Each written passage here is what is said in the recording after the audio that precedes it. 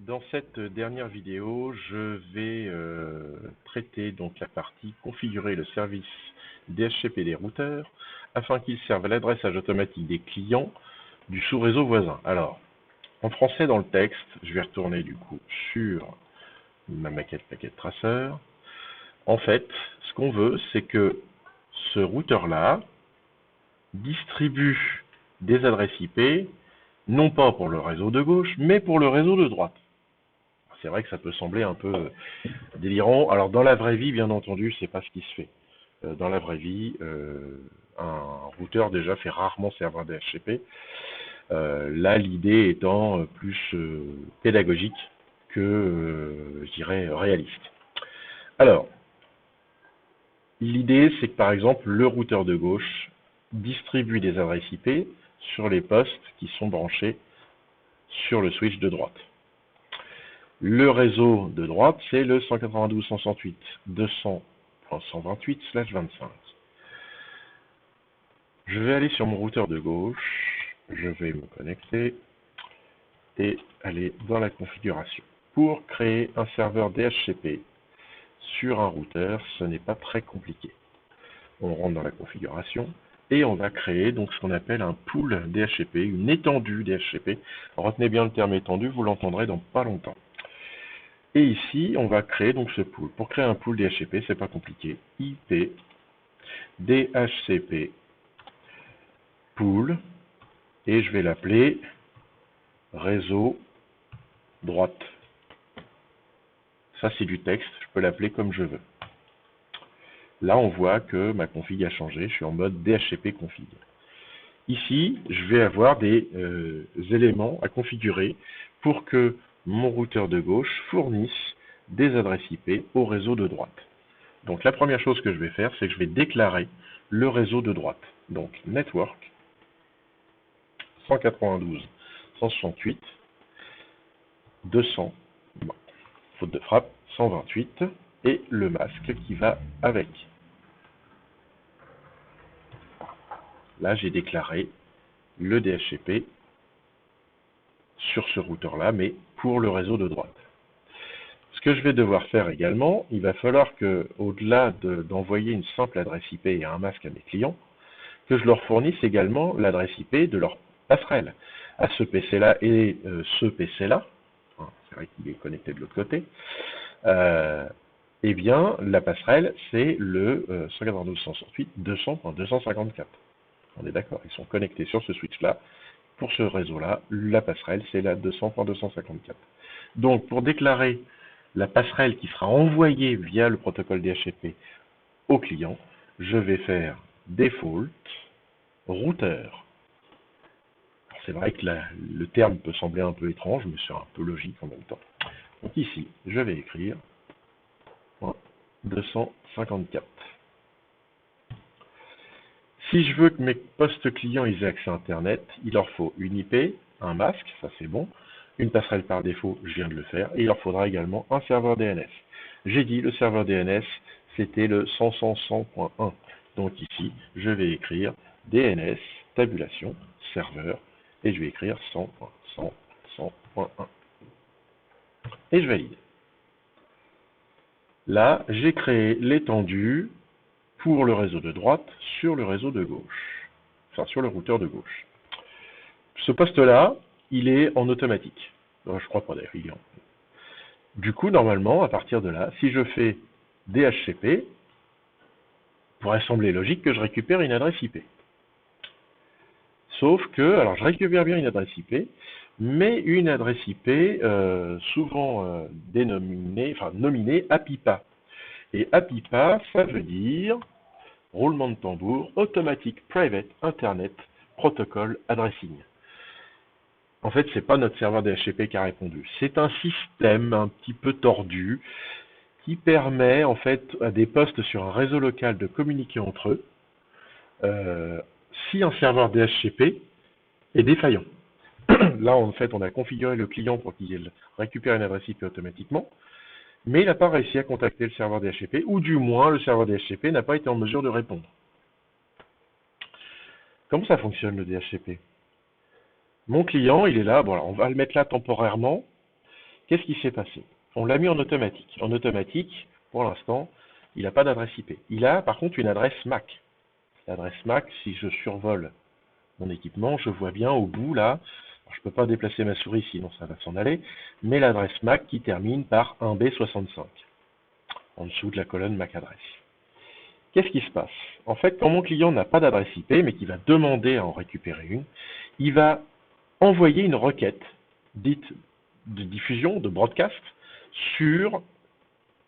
depuis sa carte réseau, à destination de la MAC adresse FFFFFFF. Il va envoyer à tout le monde, à toutes les MAC adresses, une requête en disant « Moi, coucou, je cherche quelqu'un en mesure de me donner une adresse IP. » Donc, je vais envoyer cette requête sur le switch qui va la renvoyer ici, qui va la renvoyer ici, qui va la renvoyer ici, ça va la renvoyer partout, à la recherche d'une machine capable de répondre à cette demande d'adresse IP. Sauf que, elle est là, la machine qui peut répondre à cette demande. Elle n'est pas dans mon réseau. Et une requête de type broadcast, de diffusion, MAC, ne traverse pas les routeurs. Elle va s'arrêter, vraiment, ici, à l'entrée de mon routeur. Elle n'ira pas plus loin, même s'il y a les tables de routage, même s'il y a tout ce qu'on veut. Par défaut, c'est une requête broadcast. Donc, elle ne traversera pas le routeur.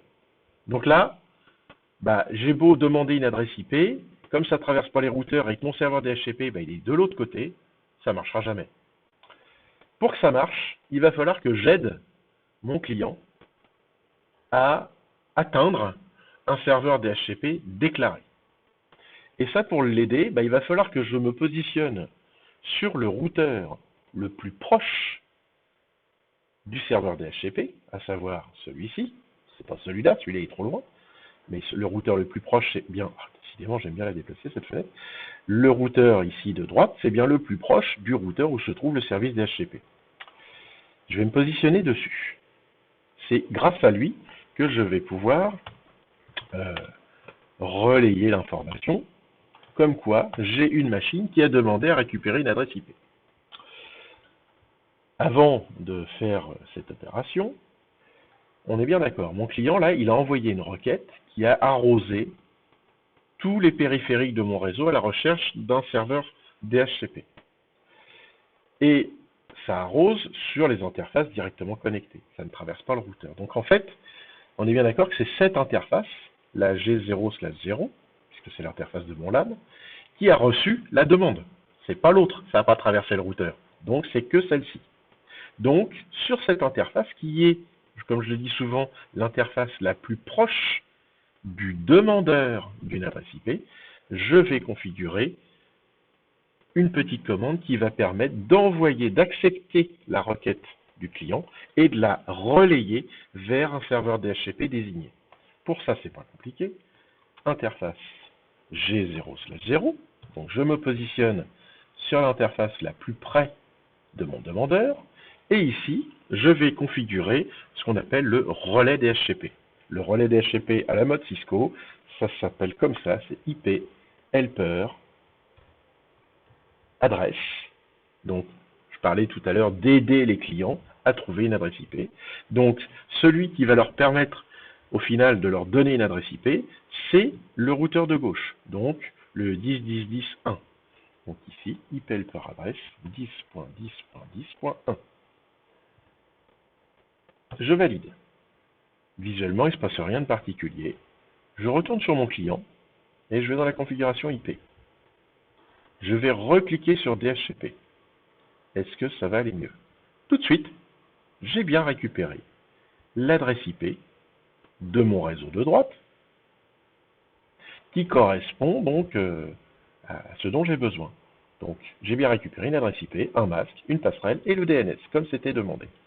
Je vais tester tout de suite en allant sur Internet. Vue réflexe. Voilà, majuscule, peut-être pas, pour sûr que ça lui plaise. Internet.com. Vérifie, roulement de tambour. Ça va peut-être mettre un peu de temps, le temps d'établissement des liens. On croise les doigts pour que ça fonctionne. J'espère que j'ai pas fait de bêtises. Je pense pas. Ça peut mettre un peu de temps parfois. Ça fonctionne. Ça a mis un peu de temps, mais ça fonctionne. Donc ça veut dire que j'ai bien configuré mon serveur DHCP et mon relais DHCP. Eh bien, pour être sûr que ça fonctionne, on va faire la même chose dans l'autre sens.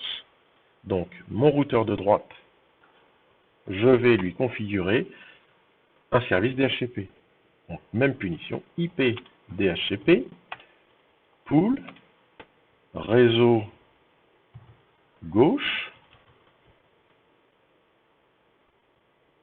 je valide. Le network, ce sera le 192.168.200.0 avec le masque du réseau de gauche. On est d'accord, hein, on retrouve ce que j'ai noté là.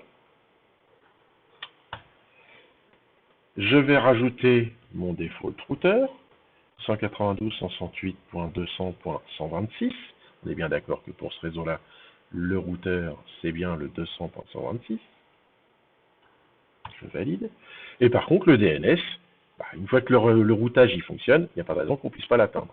Donc le DNS, il est là. Je vais en profiter, je vais remettre ça là, à sa place.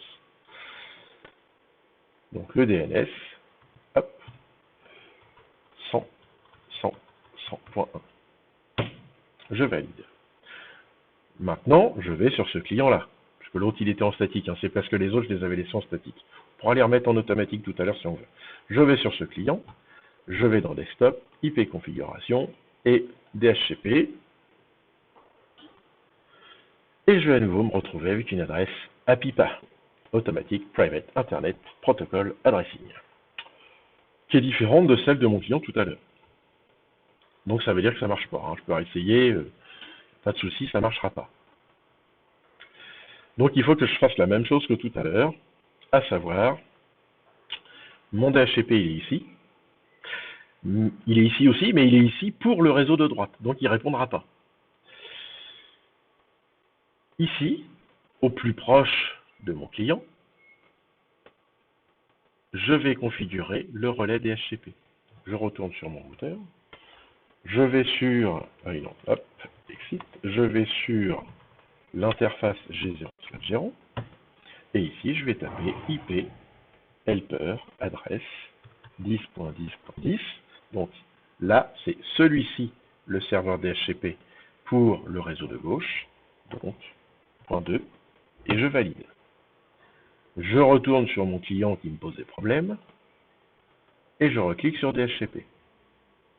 J'ai récupéré automatiquement une adresse IP qui est bien dans le bon réseau. Je vais vérifier que j'ai accès à Internet.